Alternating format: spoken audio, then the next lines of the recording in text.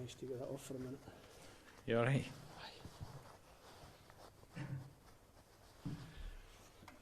Just in case. Yes, if you want. Yep, we're ready to go when you are.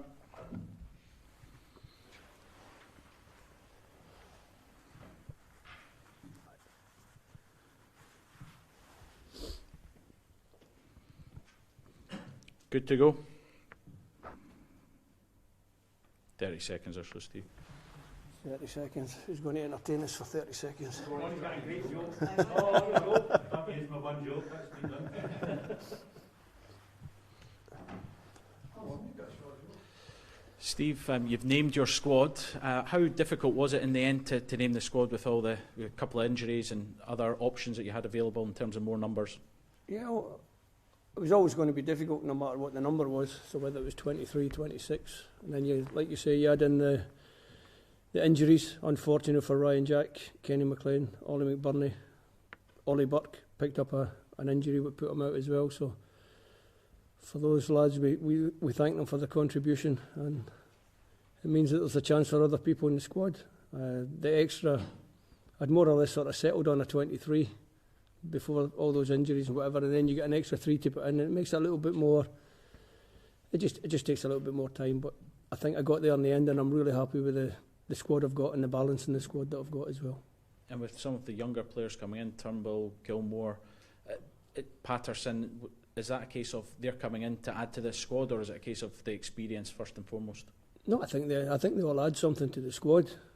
Everyone goes to the training camp in Spain on a level footing. Everyone's there. They've all got their chance to play their way into the team in the Euros. In terms of some of the guys that missed out, how did you break the news to them, and what was their reaction? Well, I tend only to work one camp back. So obviously in the March camp, before the March camp, I had 4 or 5 difficult phone calls. Players are left out of that camp. This time was really only two difficult phone calls. Was Andrew Considine and Leon Palmer. Both obviously very disappointed, but we have the opportunity to make changes to the squad all the way up until the night before the day before the first game in the tournament. I've told them all, and it's a message for everybody who maybe thought they had a chance to be involved, is stay fit, because with the COVID situation and injury situation, you never know. Do you feel the balance is right now in terms of the numbers in each position? Steve, are you happy with that, or is there anything that you would have wanted? Not happy.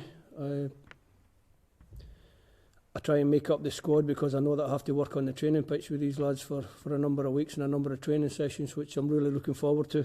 It's not something that you always get to do in international football. So it's important that the balance of the squad is right for those training sessions as well. I think I've got that. Maybe with the loss of Ryan Jack and Kenny McLean, two key midfield players in the way that we played previously, maybe I'll just have to tweak the shape of the midfield or the way we play from midfield a little bit, which for me as a coach is something I look forward to trying to do. Talk us through your thought process with the youngsters. I mean, it's an exciting squad at the best of times, but adding that kind of talent to it, what was your thought process behind it? It's 3 very talented players, 3 places in the squad that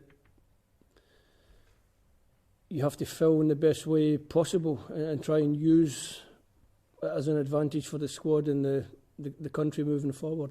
I think certainly Nathan Patterson and David Turnbull have caught the eye up here in Scotland this year with their performances for Rangers and Celtic. Billy Gilmour's a player that I've known for a long time. I know he's very, very well regarded at Chelsea.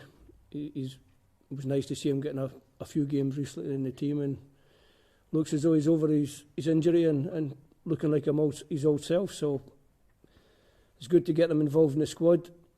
I've tried to stick as much as possible with the nucleus of the squad, because I think that's important. The camaraderie and the togetherness of the squad was a big part in the qualification. So I've tried to keep that together, and I've added 3 young ones who liven it up a little bit. So it's good. You were loyal to those who got you here in the previous games and whatnot. Does that make the calls, as you mentioned, to Andy and to Liam even tougher? Was there a few sleepless nights? No, and all the boys, Callum Patterson, Liam Griffiths, Lawrence Shankland, all the boys that have played a part in getting us to the Euros, we thank them for the contribution. We don't forget their contribution. I think if you go back to the Serbia game, the penalty shootout, Lee Griffiths scored 1. Ollie McBurney scored 1, and Kenny McLean scored 1. So the 3 guys have already made a big contribution to the fact that we're even in the tournament. When you had that list on a bit of paper and you sat back, and was that sort of deep breath and was like, right, that's it, finally done, well, that's another step forward to this tournament actually starting. What was your emotions when you looked at the list? Well, it meant I could scrap the previous 249 pieces of paper that I had, and I could finalise on one, so it was nice to tidy up the room. Is it a relief as well, really, because everyone's looking at you and everyone's had their own opinions on this one? I think that's part of the parcel of being an international manager. Everyone's got an opinion on who they want in the squad, who they want in the team. I'm not going to keep everybody happy, but ultimately I think I've kept myself happy because I'm really pleased with the squad that I've got. And I sense is this maybe one of the toughest squads you've ever had to choose because it is going to the Euros and it's been so long since we've been at a major tournament that probably more people are focused on who you're choosing and who you're not because of the magnitude of the games. Yeah, possibly, but that's a credit to ourselves that we've managed to qualify. I'm proud to sit here as the head coach of Scotland, leading them into a major tournament. That goes without saying. It's always difficult. I find picking a squad always difficult, and when we're in the camp, I always find picking the team difficult. And picking out in this instance, there'll always be 3 players who are going to miss out on the games in the actual tournament because you can only name 23. So I always find that part of the job difficult, but it's part of the job that I have to do. Yeah, quite a laid back guy, but now that it's a few weeks to go, you've named your squad, just how excited are you about what Scotland can do in the weeks ahead? Yeah, you know me, I'm not the type of guy that's going to be jumping up and down and shouting about things, but yeah, I'm really looking forward to it. It's been a long 6 or 7 weeks since we played the matches in March, the World Cup qualifiers, which I thought were some good performances. We look to build on that. We've got 2 friendly matches coming up where we can try 1 or two things that will hopefully help us in the tournament. But yeah, it's been a long wait since we qualified last November, so it'll be great when we finally get to kick off in the first game against the Czech Republic. Steve, you talk about possibly tweaking things, trying things in those 2 friendly games. With the 3 youngsters, and obviously you've got James Forrest coming back as well for the first time in a couple of months, do you think this gives you more options than other squads previously? No, I think I've always got options. I always try and pick the squad where I have good options. We obviously had a certain way of playing recently, and like I said before, I think losing Ryan Jack and Kenny McLean for the midfield positions will possibly mean that I have to change it a little bit. But that's something I'm looking forward to doing because I'm a coach. In terms of the 2 players involved with the European fixtures, Billy Gilmour, Scott McTominay, are they joining up after you initially fly to Spain? Yeah, the idea is that they'll join us later. It's obviously great that they're both going to be involved in a major European final. So the idea is that they'll both join us in Portugal, so when we get to Portugal, they can join us then. Unless, of course, they turn down that offer and want to join us earlier, which they're more than welcome to do. As a manager, especially with the English players still playing in the Premier League, do you watch them kind of through your fingers? You don't want any more injuries? Yeah, you get a little bit nervous watching the games. You see them getting subbed off, like a couple went off last night, and you're hoping that there's nothing serious, there's nothing happened. So good news for last night is nothing serious, nothing happened. So still a few more games to go.